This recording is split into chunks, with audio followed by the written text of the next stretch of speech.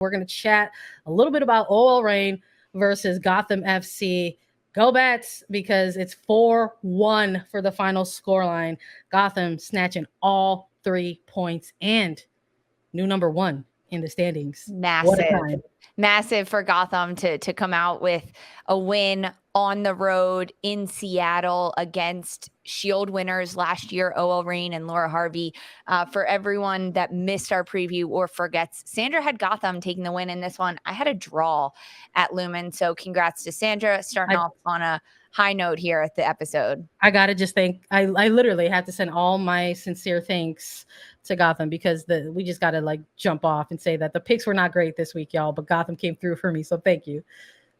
Yeah, it was crazy, this kind of win from Gotham. I mean, OL Reign, this is the first time that they have lost consecutive matches under Laura Harvey since the summer of 2021. It is massive for this win. Gotham, a couple players getting their first NWSL goals. Rookie Jenna Nightswanger in that mix. Bruninia for Gotham as well. Of course, Lynn Williams.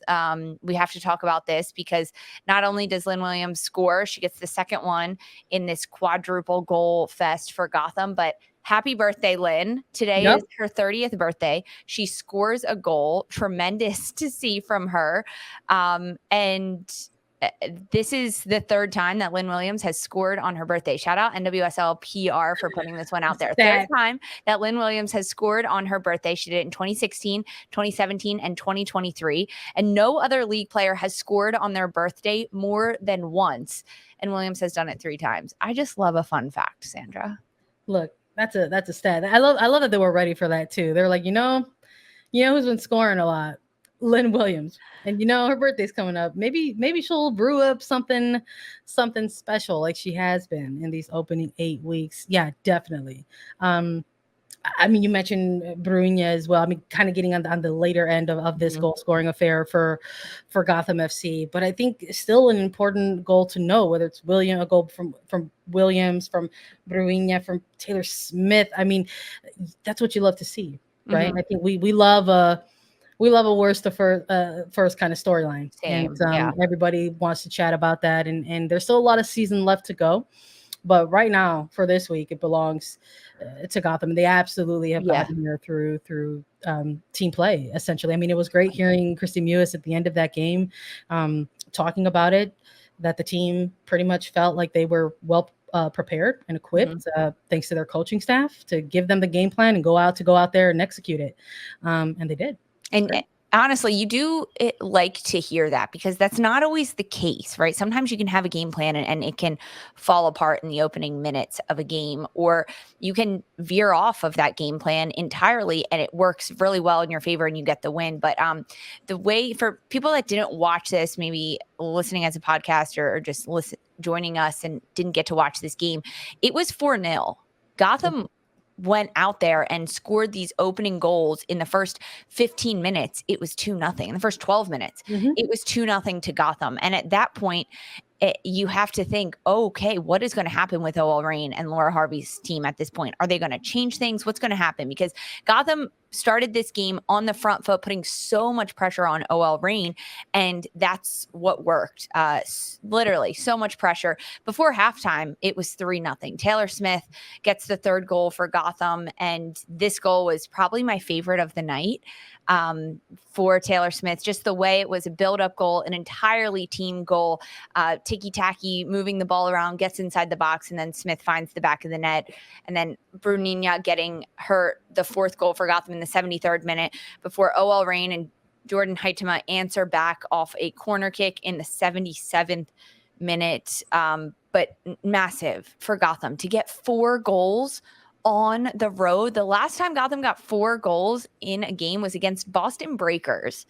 4-3 win, September in 2017. Like, are you crazy? Gotham, a different team under Juan Carlos Amaros. We're just throwing it back to all kinds of different stats. Williams on all her birthdays scoring, and now Gotham with the Boston Breaker memory. Yeah, no, I look, this is I feel like week 8, right? We talked about in the preview. I'm gonna bring a little bit of that what we were chatting about onto this recap. That this is the season where we're not exactly at the halfway point just yet, but this week 8 kind of ensures that you're inching a little bit closer. So coming out of week 8, there's about 3 more weeks of games before there really is that halfway point for teams moving forward. And I think, there's never a perception, I think, from whenever you talk to players or coaching staff throughout this league, that there is a season to be lost within the opening quarter or even second quarter of a season. And while that may be true, the other side of that coin is that you can certainly set yourself up for success. Yeah. And that is absolutely what Gotham has done right now in these opening 8 weeks. For OL Reign, on the other side of things, we got to talk about the losing side of things here. Maybe a little bit of a spell here for OL Reign in terms of drop in form or drop in results, and in terms of which we want to point at and look at a little bit closer from this team. I mean, they just didn't have a lot of answers for what Gotham was presenting them. They did come out a little bit more adjusted, I think, for that second half, but just not enough to ever really make it a game. No, really tough. I mean, I think not on the same page. I think defensively, I mean, not just because of the 4-goal scoreline, but with how stingy OL Reign's defense had been up until this point. They had only conceded 6 goals in the first 7 games of the regular season. And then they go out tonight and they concede 4. It was breakdowns, I think, in the midfield specifically is where Gotham really, really dominated. And just didn't give any space to OL Reign's midfield. Now, there were moments, right, of greatness and moments where, or early in the game, Jordan Huitema should have had a goal. She should have had one. Something happened. It was like a breakdown play, ball through. The entirety of Gotham's back line thought it was offside, and it was not. And Huitema didn't finish. She had Balser wide open on the back post. She didn't play it to her either. So that's something that they're going to watch back and say, okay, if we score that, I think it was in the first half, it changes things. Maybe it's 3-1 at that point, but you still have another 45 minutes left to play. And that's just not how it happened. Megan Rapinoe had moments of greatness. We got to see a lot of minutes out of Rapinoe on the left wing. But it was pretty individualized, and they couldn't do much working together as a group in the front line, and that's what struggled, and that was very uncharacteristic of OL Reign. Yeah, we'll see if they can turn it around in the upcoming week in week 9, but for now, a little bit of a small slump. We'll see if they can shake it off and get back into the win column.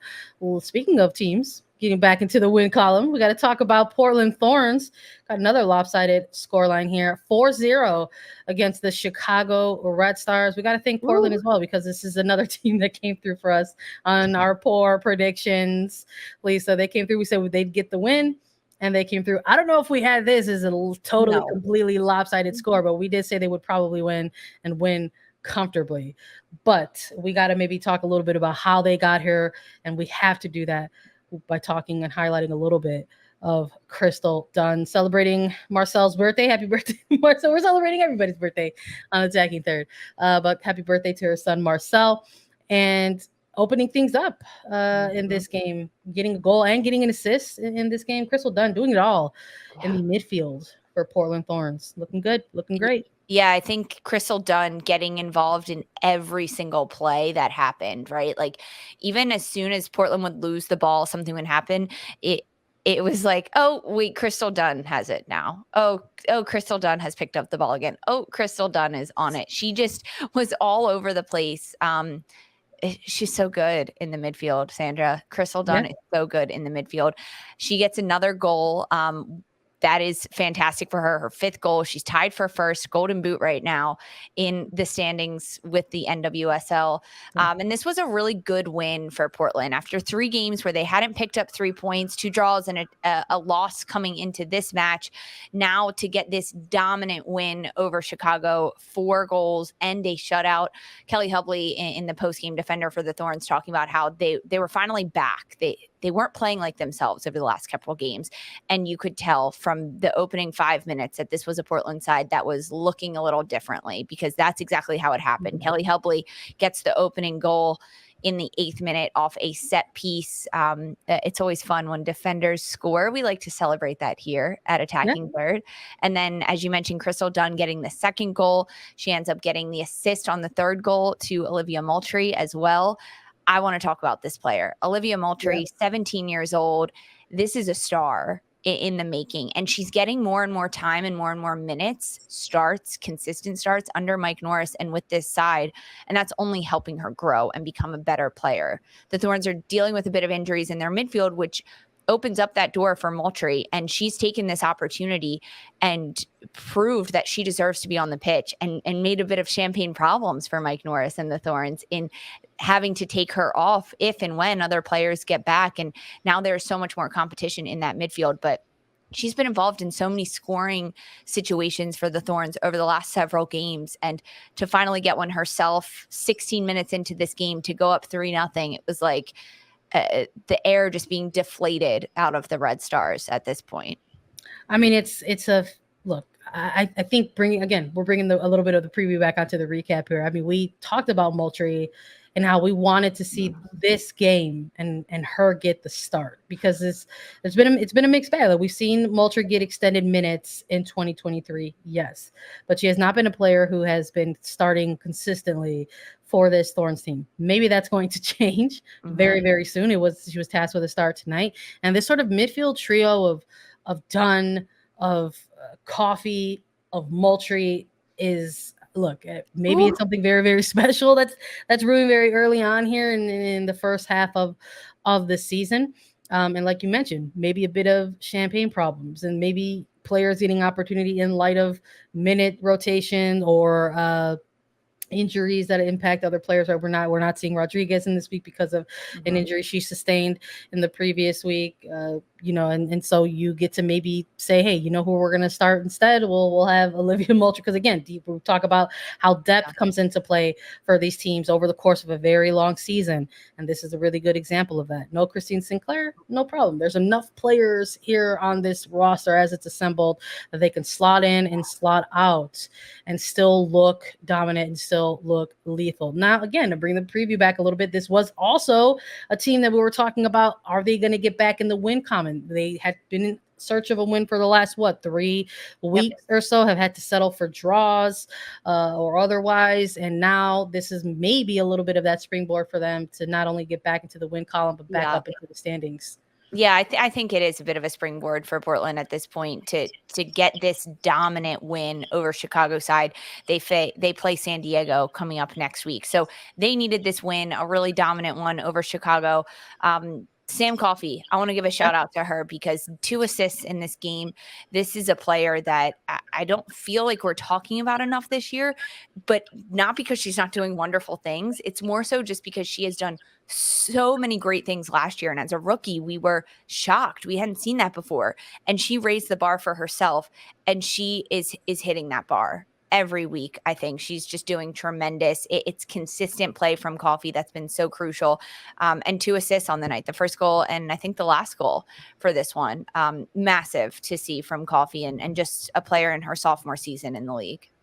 Yeah, I mean, I think, look, even though this was a team that maybe hit what they possibly consider a slump, they didn't get wins in consecutive weeks. This is still a team that has a really deep bench, and I think that they know that they're built to maintain and sustain a long season. Now, if you're the Chicago Red Stars, it's maybe a different story. They are probably the opposite of those things. This is another big loss for this team. At this point, it's 8 weeks, and they have lost 6 of their games, and there's just not a lot of answers for this team at the moment. We know that also, similarly to Portland, they're a franchise in the process of potentially being sold, and there's not a lot of updates there. And we're looking at a team that kind of goes in and looks deflated. I mean, we saw some of the body language in this game alone, how they conceded. Yeah. It's not just conceding the 4 goals, it's the way in which it happens. You're talking about back-to-back early goals, and they're down by 3 in the opening 15 minutes, and you could just see, and you can hardly blame the players for having disappointed body language. It just sort of feels like a Grand Theft Auto or Grand Theft Auto like meme all over again. We're just like, oh, here we go again. It's just like very hard for this team, and players just sort of not having a lot of answers. And I think you look to the coaching staff to maybe provide those answers, and you still aren't getting them either. So I think it's just going to continue to be a long season for this team moving forward. And I think if you're Portland, you're trending up. Yeah, for sure. I think with Chicago, the head coach, Chris Petroselli, saying that he's tried to change up players, trying to change up formation. He tried to change up some things, which, yeah, sometimes can work and shake things up. But there's a lot other things happening right at Chicago. And sometimes you just need a little bit of consistency. Once those changeups don't happen, will we start to see a little bit more consistency in terms of lineups and rotation, or just small changes for the Red Stars? Maybe that would help them moving forward. I mean, it's tough. It's a tough road ahead when you look at this point for the Red Stars, bottom of the table, 6 losses, and have really only picked up 4 points through 8 weeks. It's tough. It's tough. It's going to be a slow season for them. It's going to be long and hard for them, but you're exactly right. Portland trending in the right direction. And possibly for us, because I mean, it's just sort of like we're like a broken record at this point. It's like it's just not a lot of new things to talk about. This happens. Situation. Like Gotham was pretty bad last year, and at one point it was kind of like we have nothing else to say about them. They are struggling. Now look at them, number 1 in the standings. So a lot can change. Lisa, I love it. You're just like, there's always hope. You never know. You never know. Gotham, number 1. Portland, number 2.